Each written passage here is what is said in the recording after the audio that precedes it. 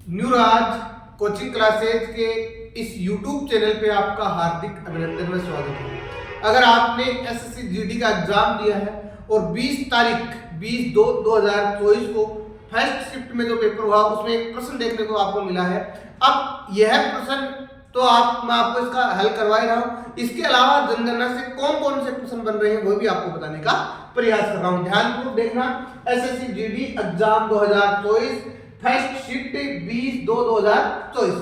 प्रश्न क्या है आपके कि 2011 की जनगणना के अनुसार भारत में सबसे कम जनसंख्या वाला राज्य कौन सा है। आपके प्रश्न आया कि 2011 की जनगणना के अनुसार सबसे कम जनसंख्या वाला राज्य कौन सा है, तो इसका आंसर था, उत्तर था वो है सिक्किम। अगर आपने इसको सही किया है तो ठीक है, इसका उत्तर है सिक्किम। अब आगे देखो।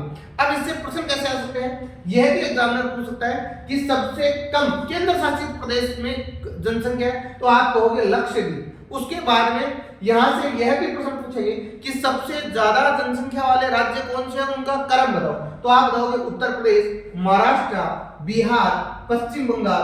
आप ये उनका क्रम बता दोगे। इससे आगे और इससे कौन कौन से प्रश्न बनते हैं वो भी देखो। भारत में पहली बार आंशिक जनगणना तत्कालीन गवर्नर लॉर्ड मेयो के काल में हुई। ये कब हुई, ऐसा प्रश्न पूछ सकते हैं कि कब हुई, तो आपका आंसर होगा 1872 में। मैंने जनगणना का पूरा एक वीडियो YouTube पे डाला, अगर आपने वो नहीं देखा तो वो भी देख लेना। और मैं प्रयास कर रहा हूँ एसएससी के लिए जो प्रश्न बन रहे हैं वो संभवतः बनाने का एक प्रयास चल रहा है मेरा।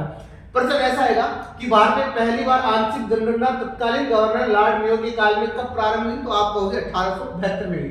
उसके बाद में लॉर्ड रिपन द्वारा नियमित प्राधिकृत रूप से पहली बार जनगणना कब करवाई, तो आपका उत्तर होगा 1881 ईस्वी में करवाई।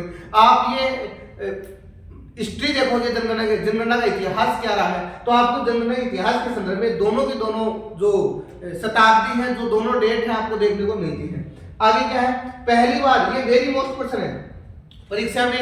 ये तो दोनों तो आपने पढ़े होंगे, मैं कह रहा हूँ कि जो सामान्य विद्यार्थी को पढ़ के जाता है, ये प्रश्न कुछ एक विद्यार्थी पढ़ते हैं। पहली बार जाति आधारित जनगणना कब हुई, तो आप कहोगे 1931। वेरी मोस्ट है, अति महत्वपूर्ण है, इसको नोट डाल के लिख लेना 1931। उसके बाद में आगे बढ़ो। आगे क्या है, 2011 की जनगणना में कुल कितने सवाल सम्मिलित किए गए थे। ये प्रश्न बहुत जटिल है, आपको लग रहा है कि ये प्रश्न, मैं कह रहा हूं कि इतना शानदार प्रश्न है, एसएससी में पूछे जाने योग्य है कि 2011 की जनगणना में कुल कितने सवाल सम्मिलित किए गए, तो आप कहोगे 29 सवाल सम्मिलित किए गए थे, 29 सवाल थे। आगे कौन सा प्रश्न है, वर्ष 2011 की जनगणना के आयुक्त कौन थे। ये भी प्रश्न पूछा गया हो, पूछा जाएगा।